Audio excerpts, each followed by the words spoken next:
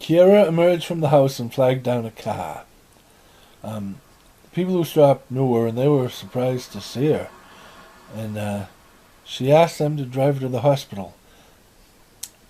Kiera felt no resistance from the host, so when she saw Harry, there was no scream of the banshee, only concern for the baby.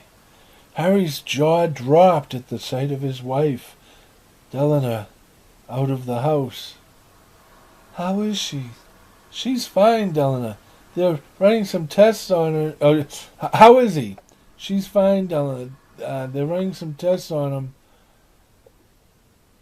Delana, we're taking her home." Delana said, "We're taking her home." And the nurses, said no.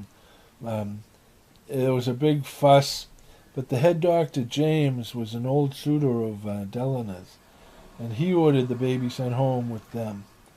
And there was some formalities, some paperwork, but he took care of things, and that was the end of it. After shedding her skin, Kiera would never return to an old life. She would leave it behind, locks, everything, but this time she had a reason to revisit her old life. So, as an unthreatening and undistinguishable old person, she talked her way into her old college room and left with 2 boxes of Susan Chow's stuff.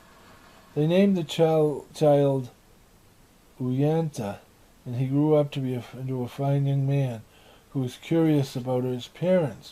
So Kilora contacted James Kabanga O'Brien and arranged for him to meet his son.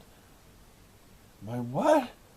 So that day came, and she took Atlanta to meet her father. To meet his father. She brought the manuscript that they had written together back in the old days, and several other items from the boxes she had from that life, as Susan Chow.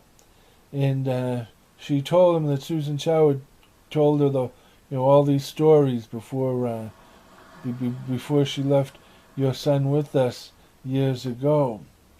She left.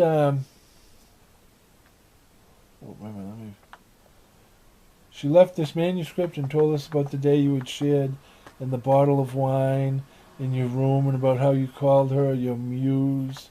Then James sent Uyenta to the concierge desk to retrieve a package from him. When he returned empty-handed, his father hugged him. Uyenta had no idea what conversation James had had with his mother, but with his adopted mother, they talked about meeting again, but something in James' voice led Kiera to believe that meeting would never happen.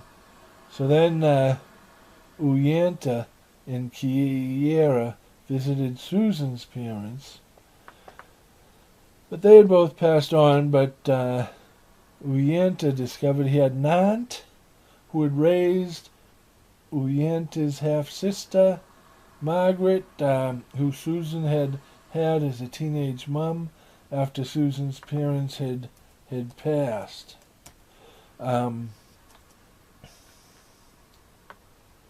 Banshee roughly translates to a soul in pain. That's the impression you get from you hearing that scream, is that there's a soul out there in pain. And in Ireland, they believe that the banshees go into the cemeteries and steal the human form of the newly dead. Then they return to us changed, not in appearance, but otherworldly. We scream and recoil at the sight of our loved ones returned to us, and then they disappear into the night, never to be seen again. But that scream is a scream that can never be forgotten. And that's their tell, that connects them in their scream, that otherworldly scream, that we, the people of the peatlands, know so well, out here in the foggy bogs of Ireland. It has been our curse for many generations, the scream of the banshee. That there is no mistaking it is certain. In its natural form, our yellow sun is deadly to the banshee. Even the reflection of its rays by the moon brings it great discomfort and pain. So it enters the cemetery and finds a newly dug grave and claws its way in until it is able to open the casket of the grave, revealing the body of Susan Chow, and feasts.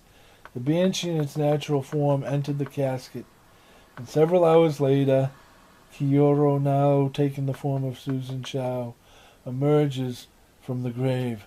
She walks over to where she had her old skin, and next to it was a bag containing her things. She was safe for as long as the body lasted.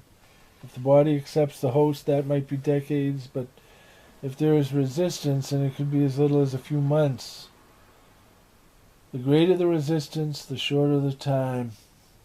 That is why Kiera allows the host... Oops.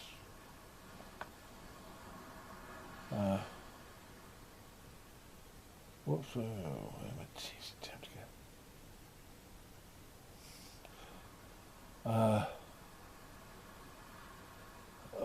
Okay, that's it. In its natural form, our yellow sun... Okay. Revealing the body of Susan... Yep. Now, having taken the form of Susan Chow, emerged from the grave. She walked over to where she... in a bag containing her things. She was safe for as long as her body lasted. If the body accepts the host, that might be decades, but... the great... allows the host to see the...